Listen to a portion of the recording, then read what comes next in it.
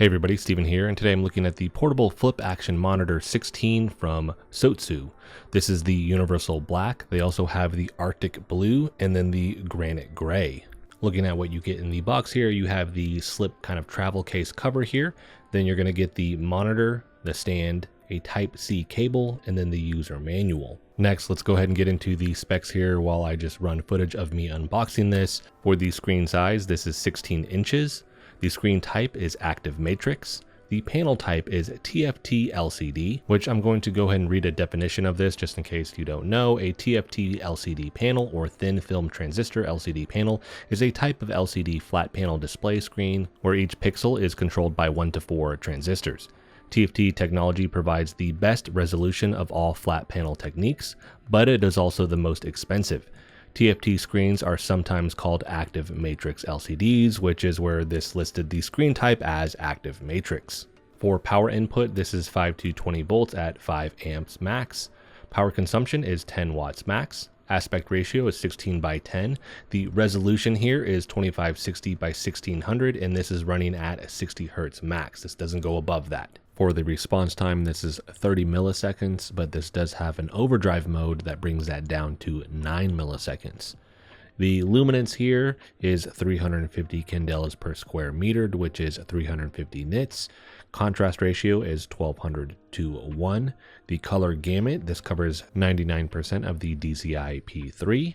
The color depth is 8-bit. This does say it has HDR though, but it wouldn't be true 10-bit color because it's not listed here. So essentially you're running 8-bit plus FRC most likely, and it doesn't give the full color range with that. So you get the 16.7 million colors, you don't get the 1.07 billion that you would with true 10-bit color, so do keep that in mind. The bezel width here is 9.5 millimeters, so this is extremely thin. Switching over now to the inputs, these are going to be on the kickstand. So this has a built-in kickstand with this. And here on the left side, you will find the mini HDMI port, the main Type-C port, and then the power Type-C port. With that, that is the one that you will plug in to give this power. On the right-hand side, you have the DP out Type-C port, and then the SD card slot. I do want to note that you only get the Type-C cable with this. You don't get multiple Type-C cables, and then you don't get a DP to Type-C cable. That stuff they're just kind of expecting that you have on your own or that you're going to purchase. Next, I'm going to showcase just some images from the manual, and we're going to cover tilting the monitor, rotating, and then the different setup methods that you have with this. So this has that built-in kickstand, and with that, it essentially can tilt out from 0 to 70 degrees, and it is any position in between. With that built-in kickstand, that's obviously going to change the angle that this sits at. When you're looking at the stand, that goes from 0 to 90 degrees. You do have leeway there, but as you get closer to this coming all the way down, it'll eventually just snap down into place. Once you do have this set up on that kickstand for rotation, you can have this in the original position, which is just horizontal, but then you can go 90 degrees clockwise, 90 degrees counterclockwise, or 180 degrees counterclockwise. And with that last setup, you can prop this over the top of a laptop monitor, which again, I will showcase that here in a little bit. Looking up the different setup methods here, we have the kickstand mode, which is you're not going to actually have this on a stand.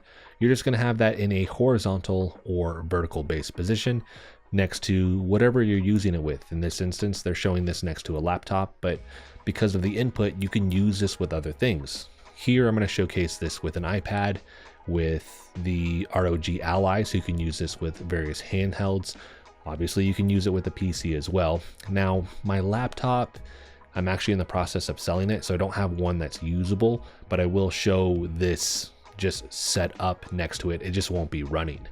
Then you have the single monitor mode. So they've now taken this and they've put it on the stand, but it's not in the 180 degree counterclockwise position, which lets this sit over the top of that laptop monitor screen. It's still sitting next to it, but it's just now you can put it at various angles and just shift it around a little bit more than you can when it's just on the kickstand. But then after that, you can use this in the inverse interface mode, which again, you're shifting that all the way 180 degrees counterclockwise, and you can situate this so it sits just right above your laptop monitor. So now you have this vertical dual screen action going on. After that, they list here multiple monitor mode, but you would have to have obviously multiple of these monitors, which can be pretty expensive, but you do have options there, and they kind of just showcase images of what that setup may look like. Shifting over to the menu now, here we have the color tab first. With that, you have backlight, brightness, contrast, saturation, color temperature, color gamma, hue, color reset, and then custom RGB. All these things that you can adjust. I will not showcase that here, just because that's a lot to actually cover in this video and show every single setting. I will showcase the presets, the picture presets, towards the end of this, but outside of that, I'm not gonna showcase every single adjustment that this can do. But you have all of that here, and then after this, you have the picture tab. With that, we have the presets. Then you have HDR and enabling that, low blue light, and then the overdrive mode. Keep in mind that takes it from the 30 millisecond response time down to the 9 millisecond response time. Shifting from there, we're going to have the input output.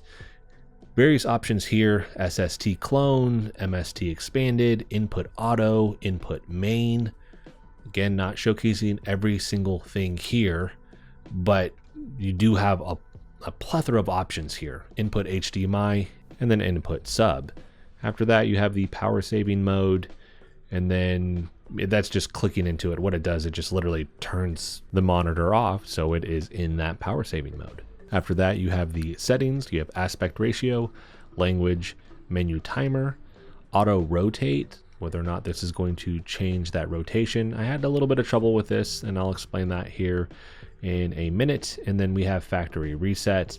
Last, you just have information, which is information on the panel here. So now I'm going to shift back to the picture preset. So I have had this on standard. Then you have game mode, movie mode, paper, and then you're going to finish that out with photo. All the footage here, this is in standard mode though, keep that in mind. So now that I've covered the specs and the settings, let's get into what I like about this monitor, starting with what to me makes this extremely unique, which is that built-in kickstand and then the portable stand that comes with this. It just adds all the different adjustments that I showcased that you see in the manual. You have all of those options now, and that was geared towards just a laptop. All the options that you can use with this, with a PC, with an iPad, or really just any tablet. You can utilize this with handheld. So if you have, I use this with the ROG Ally, you have that as an option. Consoles, I'll talk about that here in a little bit. There were some caveats with that. And if you have a regular iPhone, there are adapters out there that take Lightning port and then they can convert it over to HDMI. I needed another adapter on top of that because this has like the micro HDMI. For whatever reason, I just couldn't really get it to work. I don't know if that has more to do with the adapter though, or the fact that I'm running two adapters. I've used it on other like portable monitors, but it's a little bit finicky with those other ones anyways. So regardless, you have a lot of options here. There's just things to be mindful of that. So a lot of different options for orientation paired with the various options that you have with what you can connect this to. So just based off of your use case, this may fit your needs, but that's what I would say. You probably need to figure that out before purchasing this. And in my opinion, if it is a laptop, if you're using this with a tablet, if you're using it with a handheld, for the most part, it fits all of those needs. And then shifting into like, well, I want to do that and use it with the console, I found that I could use the Xbox. I could not use the PlayStation 5. I don't know why. I just couldn't get it to actually boot. I'm assuming it doesn't like the 16:10 aspect ratio where the Xbox just kind of stretched out the image. It just doesn't like it. So something to keep in mind, but I wouldn't buy this to play consoles with. It's just, hey, it happens to work with that. I think it is more geared towards obviously a laptop, to tablet, to your phone, to using it with something that is also by default portable, where a console really isn't portable outside of course, a handheld. And with the handhelds, I found that it ran really well because that's at least the ones I'm using, it's a Windows-based device, so it was just easy to make that connection. Now, if this does fit your needs, the clarity here, when you're looking at the resolution and the size of this, which means it does have a rather high PPI, which is that pixel density, the pixels per inch. Visually, this thing looks incredible. Very vibrant colors. Everything is crisp. You're not looking at any type of fraying when it comes to text. This, to me, is just very geared towards creators because you can use this with various programs, video editing, if you're doing anything in Photoshop, so you're editing photos. This is going to fit your needs very well. In fact, this to me, it doesn't have the exact same black levels that you would find with an OLED, but this thing is pretty close. The colors here just pop. So I think that's a huge draw. I've never used an active matrix LCD panel before, not to my knowledge. I would be curious to see this on just a regular PC monitor, because with this one, it just looks great. It looks really, really nice. So with the adjustments that the stand can do, with the colors and just how vibrant everything is and just how clear it looks, and then the various things that you can attach and use this with, I think they have a home run on that end. That kickstand too, with traveling and hey, I could set it up and I'm somewhere, it just makes things easier if you needed, for instance, a dual monitor setup and you wanted to stack it on top or put it next to the side. And not one, because I've seen those trifold ones. Those all look great, but I don't know that they're going to, in terms of the color vibrancy, match what this can do. That's going to be all of the upside here. And with that, once again, does it suit your needs really is the ultimate question. For me personally, I don't like dual monitor setups, at least just keeping my setup like that. I use typically larger monitors, so I don't like having a second one there. It just takes up too much real estate on my desk. But having this, especially for these videos that I do here, I usually write out a script. I can set this to the side and I can pull it out only when I need it. And then I can read the script from its own monitor instead of having to squish over Adobe Premiere Pro and then put the script like just a sliver on the side. It allows me more dedicated editing space while having this off to the side, and the text is blown up even bigger, just making it easier to read. So that's what I like about this monitor. Now let's shift into what I don't like, and a couple different things here, starting with the 60 hertz cap. I don't know that everybody's going to be concerned about that, but if you do use a higher refresh rate monitor, shifting over to this feels more sluggish. There's nothing wrong with 60 hertz, but if this was 120 or 144 hertz, everything is just smoother. And that doesn't need to be just geared towards gaming. Really with that, it's just day-to-day use when you're pulling open applications and things like that. The overall smoothness of the actions on the screen, they're just better. So I wish this was a higher refresh rate. Next, the compatibility here. And I don't know that this 100% honestly has to do with the monitor itself, but I wish we had more options for ports here, because we have the two essentially Type-C. One is Type-C to DP, and then you have the micro HDMI. With that, I mean, if you have the cables, but it doesn't come with the cables. And I don't know why I'm having issues, for instance, with the PlayStation 5. Again, maybe it has to do with the aspect ratio, but then the Xbox would work. So again, I'm not quite sure why I'm having certain issues here. I wish overall compatibility was just a little bit easier. On the flip side of that, I don't know that, again, how many people are going to use a PlayStation 5 with this? Probably not a ton. As long as it works with the laptop, that's probably the main draw, maybe a tablet. It's not a touchscreen, so if you do need that feature, I would be mindful of the fact that this isn't able to do that. So all the inputs, again, would need to be on the tablet.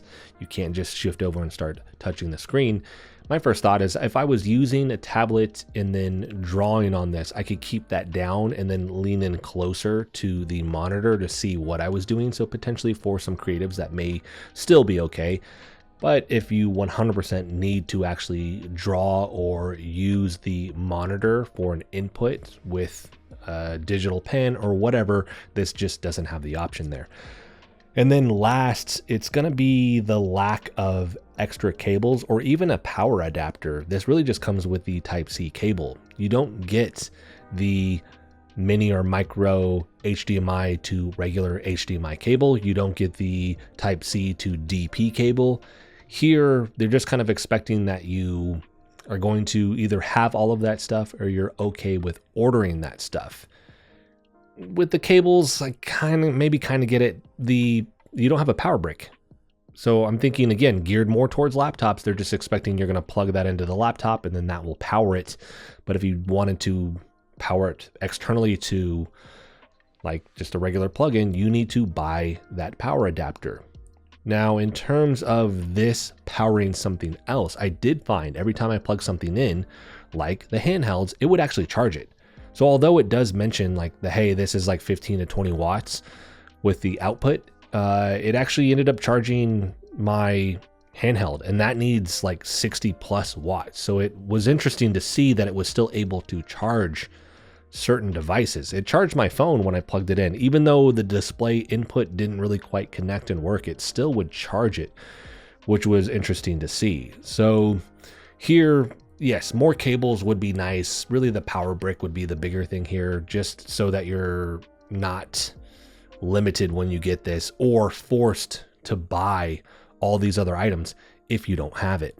And that's going to bring us now to the gray area things, which I only have one thing here. And these are things you may or may not care about, but to me, I didn't want to give kind of my definitive opinion on this because I don't like to tell people what to do with their money. But the price here, this is $499, $500.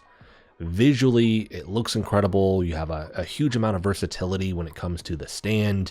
We do have the input options here, although potentially maybe limited depending on what you need. The question here is, at that price point, not only does it meet all of your needs, but is that cost effective for you? Because there are a lot of other options out there. There are a lot of other portable monitors, and those can range from like $150 to $250. And those can be 4K. Those can have the 144 hertz. They can have the inputs that you want. Some of them, if you pay a little bit more, they have a built-in battery if you need that. And a lot of times they have like a flip book stand, and they're almost always the same one. But here, the uniqueness is this stand. Visually, I think the colors on this thing pop more than a lot of those other ones, unless you did pay a lot more money and you got like an OLED portable monitor.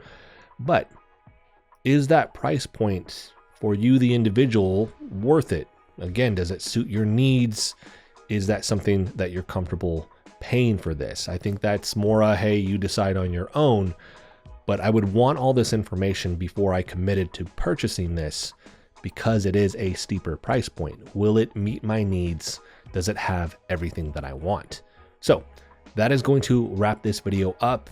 I like a lot of things going on with this monitor. I think the price is probably going to be a deterrent for some people because it is more expensive, but for those that isn't a deterrent and they do like the things that this can do with, again, the stand, how great this looks visually, this may be an option where traveling and they have their laptop or their handheld or their tablet, it just provides more visual space to do whatever their job is here. So I will have a link for this in the description if you want to pick it up.